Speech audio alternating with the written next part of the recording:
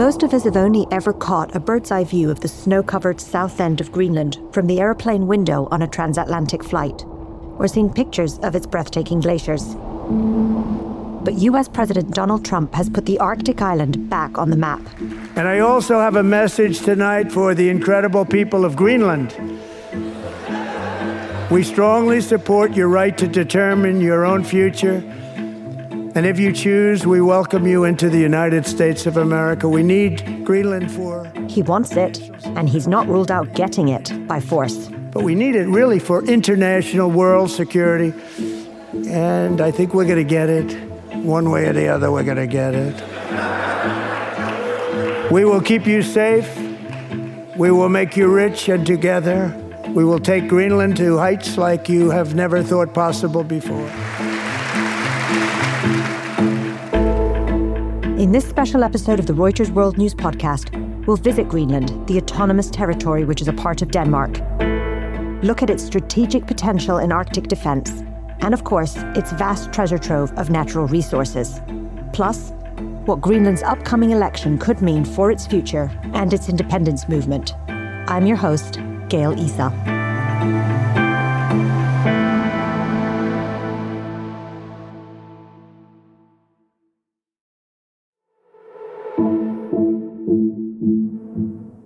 I'm joined by our chief Denmark correspondent, Jacob Gronholt-Pedersen in Copenhagen, and our White House reporter, Trevor Hunnicutt in Washington, DC.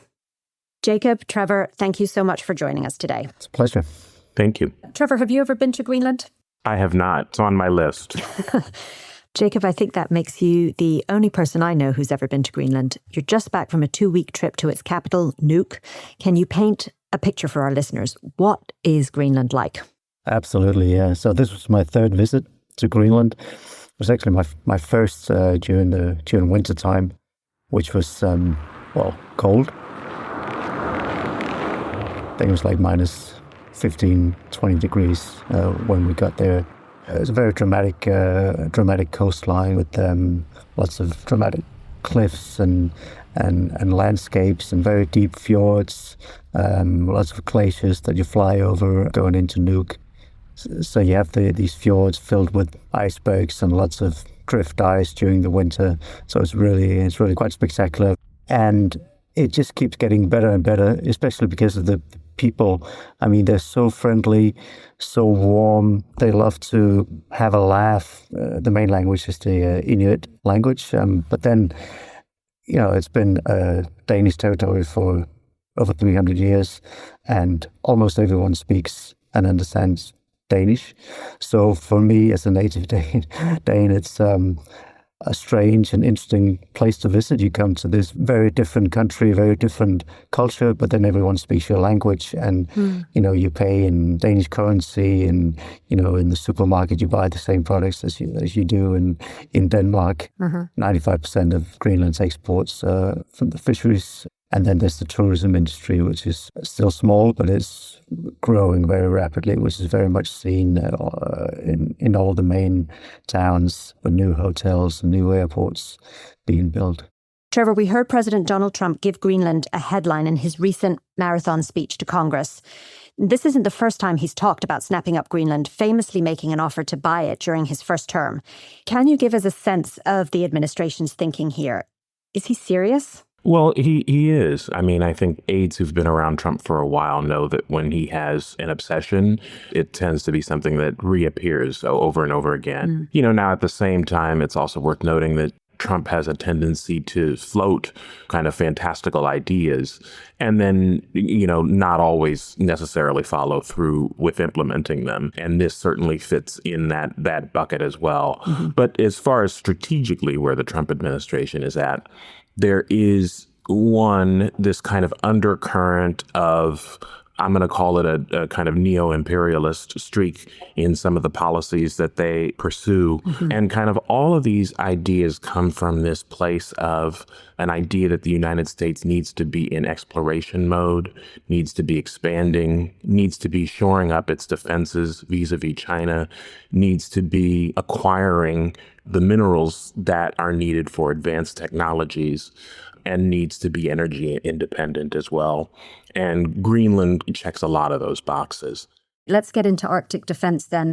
Trevor, can you kick us off with why Greenland's location just is so significant in terms of U.S. military might? Sure. So the United States wants to be an Arctic power, and the degree to which global warming has changed the world has made the Arctic a space that is going to be way more important in the future than it has been in the past. Mm-hmm. And the U.S. is already present in the Arctic, but they want dominance when it comes to both energy possibilities, but also in a related sense, the military advantages of being strategic and dominant there. That is not something they want China to ever gain.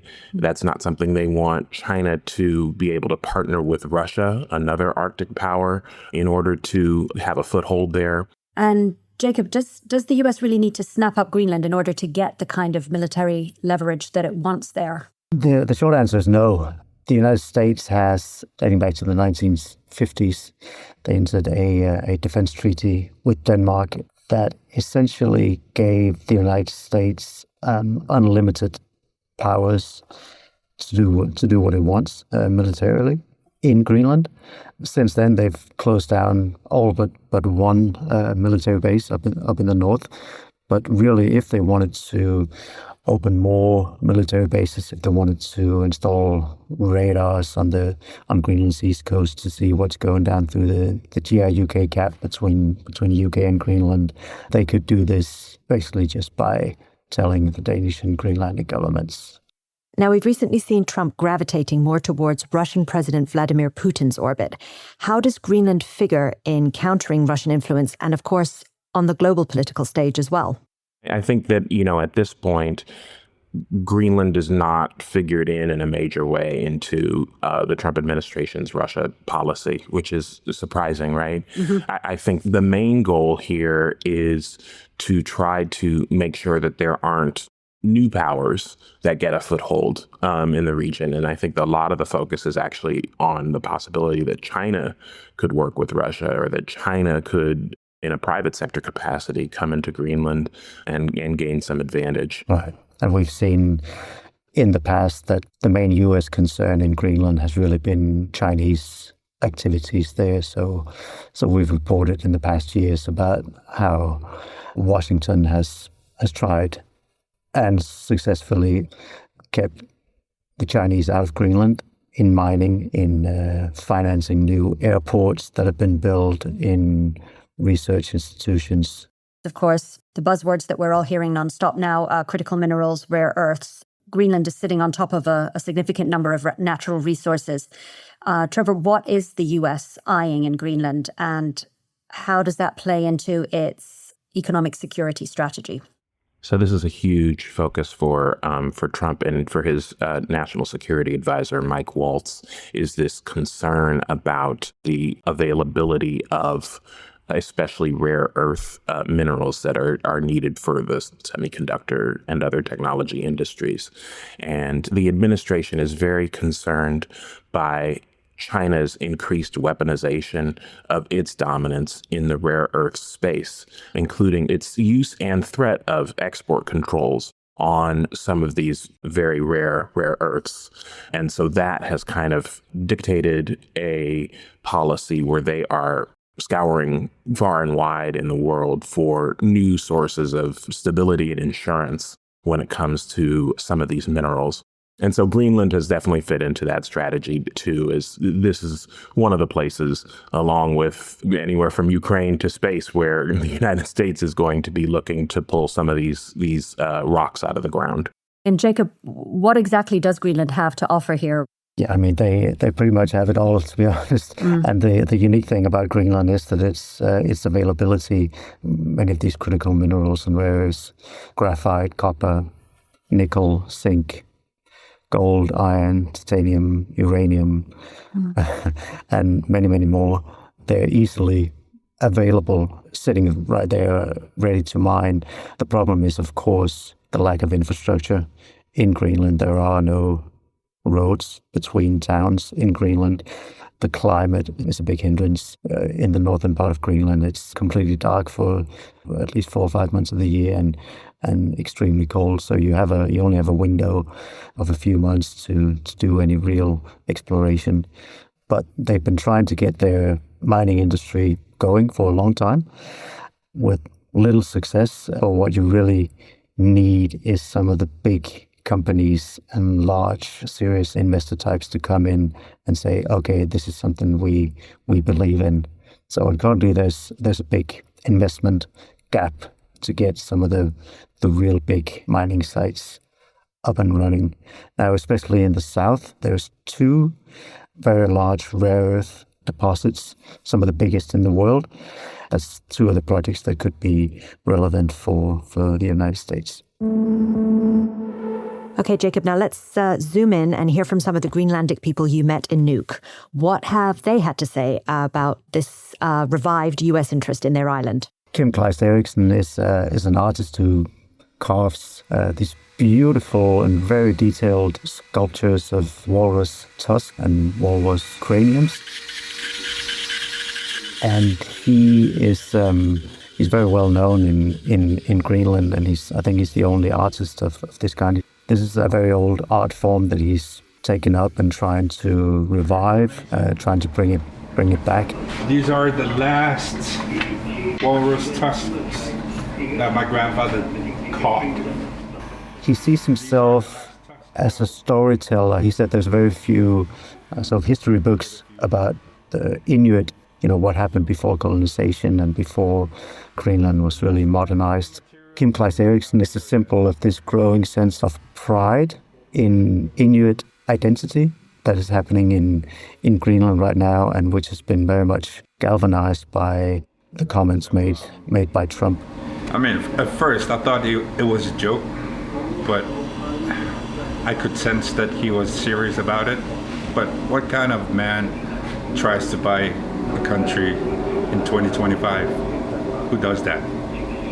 So even though I don't hate United States, I was kind of in disgust that he wanted to do that. But in reverse, I'd love to work with the United States and not be part of the United States, but be proud Inuits of Greenland and our own government here. And not only United States, we would be open to the rest of the world instead of just Denmark from here. Greenland's population of roughly 57,000 people are gearing up for an election on Tuesday. Top of voters' minds are aspirations for independence from Denmark. Jacob, you spoke to a Greenlandic influencer, Hunnicutt, who's also running in next week's election. And you spoke to her on a very windy day in Nuuk's colonial-era harbour. What did she have to say about this tightrope that Nuuk is walking between Copenhagen and Washington DC?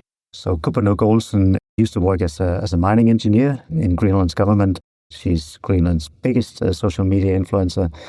And she told us that she decided to run for parliament for the main pro-independence party. I hope that my children will be proud Greenlanders in an independent country and live a free life without any colonization. And her decision was fueled basically by Donald Trump's remarks about him wanting to own Greenland. She was not too keen on Trump wanting to take over Greenland. We will never ever become a state under the United States, but all the interest from the US and the rest of the world is empowering Greenlanders, so it's helping towards our independence. But what he said about how Greenlanders felt they'd been treated poorly by Denmark for many years, and that certainly was something she and many others were happy that he brought up. I think she's certainly going to attract some votes among people who want to distance or completely cut ties with Denmark. And it feels like the Greenlandic people, in a sense, are caught right now between a rock and a hard place. They're alarmed by the US, but they're not really thrilled with the fraught relationship that they have with Denmark. You attended a documentary premiere as well, which you said underscored a shifting attitude towards Copenhagen. Can you tell us about that? While we were there, a documentary called Greenland's White Gold premiered at the Nuuk Cinema. And it was a really big event.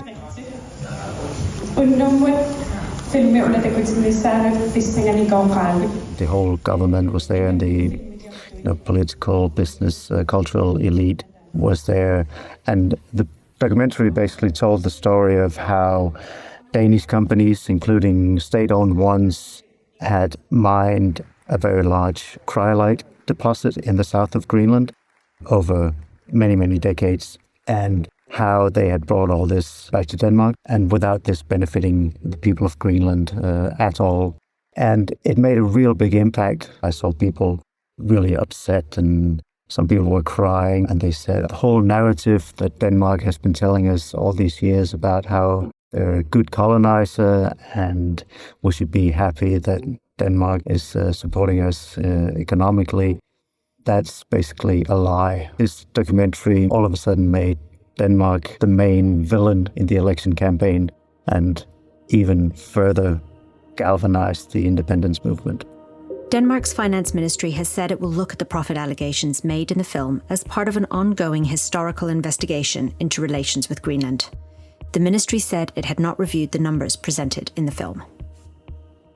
Given these developments, Trevor, any sense of how closely the US administration is keeping tabs on Greenland's election? No, I mean, they are watching. They are very interested in kind of where the sentiment of the people is on this issue. And they want to see, what are the possibilities for the U.S. to kind of set up a plan going forward on how they can execute on Trump's vision. And Jacob, can you give us a taste of what to expect when the polls open? What's really at stake in this election?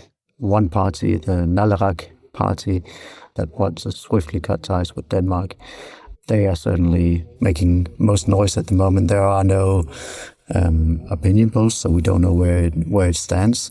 But I think it's unlikely that they will be able to hold power on their own after an election. They will have to share power in a coalition with some of the traditional bigger parties. But the approach of Nalerak is that they want to enter negotiations with Denmark quickly. And once they have a deal with Denmark, what they hope for is that Denmark will continue to support Greenland for a number of years before they achieve full independence. But I think people really love to talk about independence, and they love to talk about the sense of injustice they feel. But when you speak to people just a little bit longer, then they say, well, we need to take it step by step. We need to get the economy in order. We need to get some of the mining projects up and running. We need to get the tourism sector up and running. So I have a sense that it's not going to happen that quickly. I think in Greenland, many people certainly see now there's a historic window to gain independence. But I think it also creates a window for the US to increase its influence in Greenland. Denmark is spending a little less than $1 billion a year on Greenland, and there's a beginning debate here in Denmark where I'm based. They would say, why should we keep paying all this money to Greenland?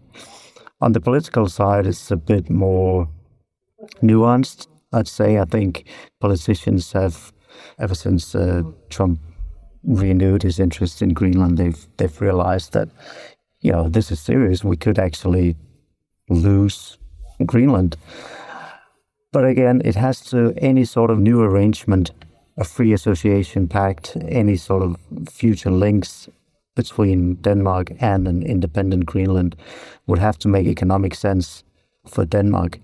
And Denmark does not have the economic muscle to do what Trump really wants Denmark to do in Greenland and in the North Atlantic. One thing I should add here is that Denmark here in Washington has been completely blindsided by how quickly a lot of this has developed.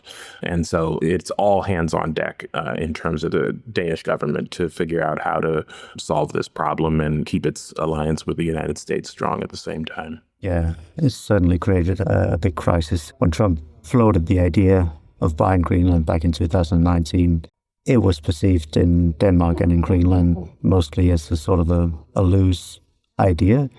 And it was quickly rebuffed by Prime Minister Mette Frederiksen as absurd.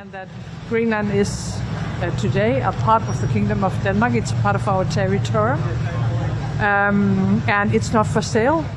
Which caused a sort of a public spat between the Prime Minister and Trump. This time around, the response from Denmark has been that it's up to Greenland to decide. They realize Trump is serious this time. He really wants Greenland.